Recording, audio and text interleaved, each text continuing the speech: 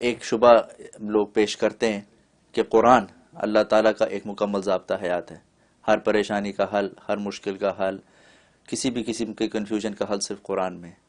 تو جب قرآن ہمارے پاس موجود ہے اور جس کی اوتھینٹسٹی کا یہ عالم ہے کہ اللہ تعالیٰ خود اس کو پروٹیکٹ کر رہے ہیں، اس کی اوتھینٹسٹی میں بھی کوئی شک نہیں ہے، تو سارے مسائل کا حل ہم قرآن سے کیوں نہیں دیکھتے؟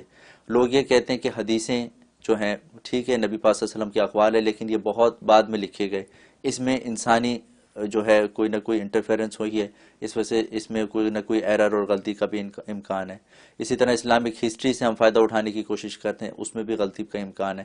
ایک واحد چیز جو اوتھینٹک ہے اور اس میں کوئی غلطی کا امکان نہیں اور مکمل بھی ہے، اور اس کو اللہ تعالیٰ نے کلیم بھی کیا کہ ہر چیز کا حل بھی ہے، تو پھر ادھر ادھر جانے کا کیا مقصد اور کیا فائدہ؟ تو کیا ہم ہر چیز کا حل قرآن سے نہیں لے سکتے؟ بالکل اچھا سوال ہے، اور یہ شبہ تو کیا جا سکتا ہے، لیکن سوال یہ ہے کہ یہ کس نے بتایا کہ یہ قرآن اللہ کی کتاب ہے؟ جی، آج عیسائیت یہودیت یہ بھی اعتراض کرتی ہے یہ اللہ کی کتاب بھی نہیں ہے، تو اس کا جواب آپ کے پاس کیا ہے؟ سوائے اس کے کہ آپ یہ کہتے ہیں کہ محمد رسول اللہ صلی اللہ علیہ وسلم نے بتلایا کہ یہ اللہ کی کتاب ہے، اور غار حرا میں اقرا کی جو ہے وہی پہلی مجھ پر نازل ہوئی، تو نبی کا یہ بولنا تو حدیث ہے، تو حدیث سے تو قرآن کا قرآن ہونا ثابت ہو رہا ہے، اور آپ حدیث کو چھوڑ رہے ہیں۔ سبحان اللہ، بالکل بغیر حدیث کے تو آپ قرآن کو اللہ کی کتاب ثابت نہیں کر سکتے۔ بالکل سبحان اللہ۔ تو وہ نبی نے ہی کہا کہ اقرا کی جو آیت غار حرا میں، اور مزید کے بعد منکر حدیث جو تھا غلام محمد پرویز ہندوستان میں جو بہت بڑا منکر حدیث پیدا ہوا، اس کا ایک عالم کے ساتھ مناظرہ ہوا، تو یہی گفتگو تھی، کہا تھا حسبنا کتاب اللہ، ہمارے لیے قرآن کافی ہے، ہمیں حدیثوں کی ضرورت نہیں ہے۔ بالکل، تو اس عالم نے کہا کہ بھئی یہ تمہیں کس نے بتایا کہ یہ قرآن اللہ کی کتاب ہے؟ بالکل، جبرائیل نے بتایا، کوئی وحی آئی تم پہ؟ کہا کہ نہیں، وہ بخاری شریف کی حدیث ہے، نبی پاک صلی اللہ علیہ وسلم نے فرمایا کہ میں جو وہاں موجود تھا اور جبرائیل آیا اور اقرا بسم ربک الذی کی آیت تھی، فرمایا کہ یہ تو خود حدیث ہے، بالکل، تو تم تو حدیث مانتے نہیں ہو، تو تم تو قرآن کی بات کرتے ہو، حدیث کیوں پیش کر رہے ہو؟ کہا کہ نہیں، کہیں کہیں مان لیتا ہوں۔ تو بات وہ ہے کہ حدیث کو مانے بغیر تو آپ قرآن کا اللہ کی کتاب ہونا ثابت نہیں کر سکتے، آپ حدیث کو سائڈ کیسے کر سکتے ہیں؟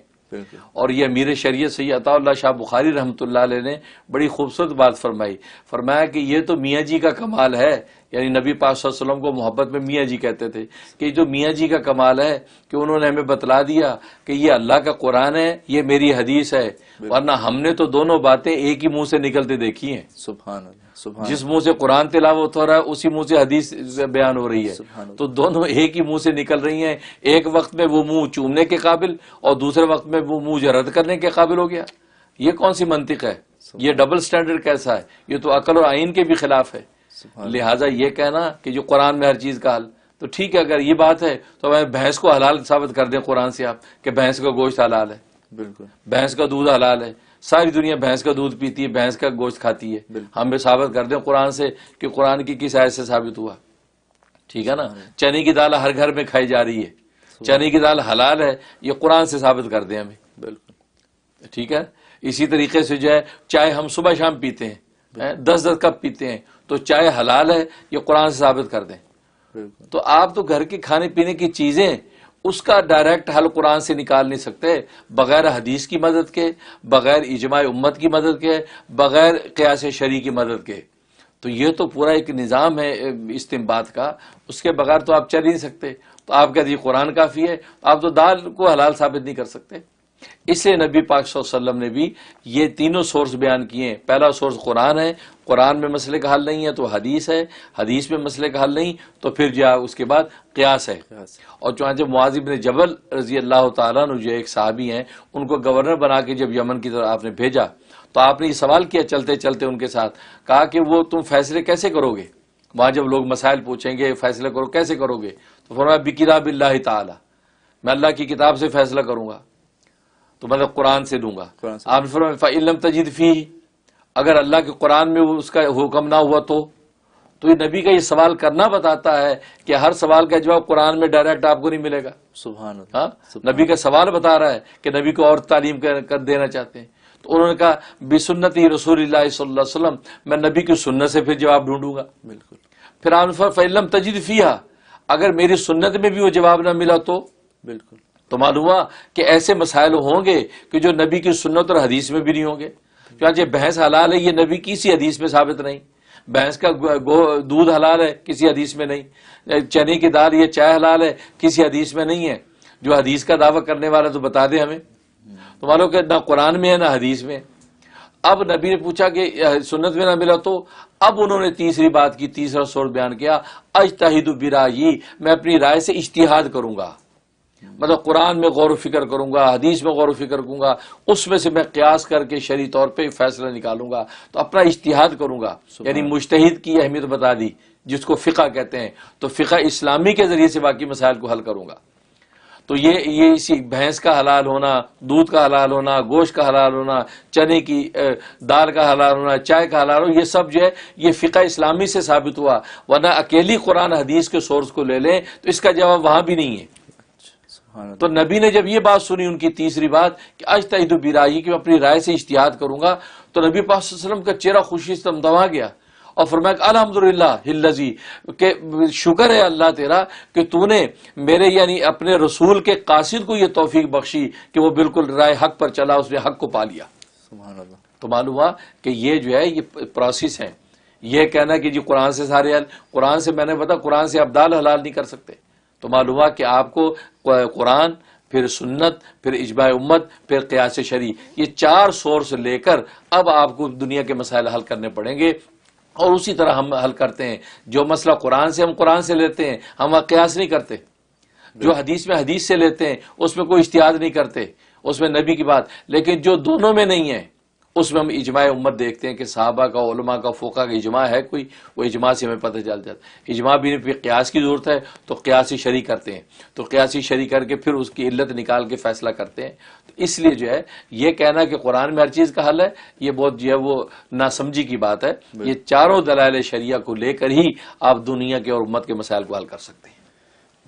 جی بہت شکریہ، بہت اچھے طریقے سے آپ نے بتایا۔ لیکن اصل میں لوگ یہاں پہ یہ سوال جو کرتے ہیں، اس کا کیا جواب ہوگا کہ قرآن کی حفاظت تو اللہ تعالیٰ خود فرما رہے ہیں، اس میں کوئی غلطی کی گنجائش نہیں، باقی سورسز کی جو ہے اس میں غلطیوں سے حفاظت ہے، اس کے لیے کیا ہم کرائٹیریا رکھیں گے؟ بہت اچھا پوائنٹ اٹھایا آپ نے۔ سوال یہ ہے کہ یہ بات کس نے بتائی آپ کو کہ اللہ کہہ رہا ہے کہ میں اس کی حفاظت کا ذمہ دار ہوں؟ یہ بات آپ کو کس نے بتائی؟ یہ بات بھی حدیث نے بتائی۔ قرآن میں آیت موجود ہے، انا نحن نزلنا الذکر وانا لہ لحافظون۔ یہ آیت بتائی کس نے؟ حدیث نے بتائی، یعنی نبی نے بتائی کہ اللہ یہ فرما رہے ہیں۔ تو اعتماد تو آپ کو نبی پہ کرنا پڑ گیا نا۔ بالکل ٹھیک، تو جو نبی جس پر اعتماد کر کے آپ قرآن کو قرآن ہونا مان رہے ہیں، تو اس نبی کی حدیث جب آپ کے سامنے آتی ہے، اور اس کا اشارہ بھی قرآن نے دیا۔ قرآن نے کیا کہا کہ وما آتاکم الرسول فخذوہ، کہ یہ رسول جو تمہیں دے دے اس کو لے لو، وما نہاکم عنہ فانتہوا، جس سے یہ رسول تمہیں منع کر دے اس سے رک جاؤ۔ تو یہ اتھارٹی تو نبی کو اللہ نے خود دے دی، قرآن نے خود دے دی ہے کہ یہ نبی کی اتھارٹی یہ کہ جو حکم دے دے کرو، جس سے روک دے اس سے رک جاؤ۔ تو یہ حدیث اور سنت تو ہے، کیونکہ قرآن میں تو اللہ نے صاف کہہ دیا کہ اب نبی جس چیز سے روکے کہ اللہ نے کہا اس سے بھی رک جاؤ، اور نبی جس جو چیز دے دے وہ چیز لے لو۔ تو قرآن نے یہ اتھارٹی نبی کو خود دی ہے، وما آتاکم الرسول۔ اور پھر قرآن جو ہے، قرآن کی کا بیان جو ہے وہ خود حدیث ہے، اور قرآن میں اللہ نے اس چیز کو واضح کر دیا کہ ثم علینا لا تحرک بلسانک لتعجل بہ ان علینا جمعہ وقرآنہ، کہ تم اے محمد قرآن یاد کرنے کے لیے جلدی جلدی زبان نہ چلا، چپ کر کے پہلے وہی سن۔ ثم ان علینا جمعہ وقرآنہ، ہماری ذمہ داری ہے کہ ہم قرآن کو جمع کر کے اور وہ تیری زبان سے پڑھوا دیں، سبحان اللہ، یہ پڑھوا دیں۔ یہ تو اس کی حفاظت قرآن۔ پھر کیا ثم انا علینا بیانا، پھر ہماری ذمہ داری ہے اس قرآن کو بیان کروا دیں، سبحان اللہ، کہ اس قرآن کی تشریح، اس کے حقائق، اس کے مسائل جو حدیث کی صورت میں امت کے سامنے آتے ہیں، اللہ نے کہا کہ یہ بھی میری ذمہ داری ہے کہ وہ سارے کے سارے میں کہلوا دوں گا تیری زبان سے۔ تو جو اگر نبی جو حدیث بیان کرتا ہے یہ بھی حقیقت میں اللہ کی وحی ہے۔ سبحان اللہ۔ اس لیے علماء نے وحی کی دو قسمیں لکھی ہیں، ایک وحی مطلوب، وہ وہی جس کی تلاوت کی جاتی ہے اور وہ قرآن کریم ہے جس کی ہم تلاوت کریں، ایک وہی غیر مطلوب کہ وہ وہی جس کی تلاوت نہیں کی جاتی، وہ وہی حدیث ہے، سبحان اللہ، وہ وہی حدیث ہے۔ تو وہ بھی وہی ہوتی ہے، لیکن نبی اپنے الفاظ میں بیان کرتا ہے، اور وہ جو وہی ہے اس میں الفاظ بھی اللہ کے ہیں قرآن میں، اور معنی بھی اللہ کے ہیں۔ اور یہاں جو ہے یہ معنی جو اللہ کے ہوتے ہیں، الفاظ نبی کے ہوتے ہیں، جس کو قرآن نے کہا ثم انا علینا بیانا، پھر ہمارے ذمہ ہے کہ ہم تیری زبان سے بیان کرا دیں۔ مطلب ہے وہ حدیث کی شکل میں اس کو بیان کر دیا، بالکل تو حقیقت جو واضح کر دی. تو اس لیے یہ اتھارٹی تو قرآن کریم میں جو ہے وہ اللہ تبارک و تعالی نے آپ کی ذات کو دے دی، اور یہ تفسیر قرآن. اس لیے قرآن میں یہ بھی کہا وَمَا يَنطِقُ عَنِ الْهَوَىٰ إِنْ هُوَ إِلَّا وَحْيٌ يُوحَىٰ، کہ یہ جو تمہارے نبی ہیں یہ کوئی بات اپنے دل سے نہیں کہتے، یہ جو ان کو وحی کیا جاتا ہے وہی کہتے ہیں. سبحان اللہ.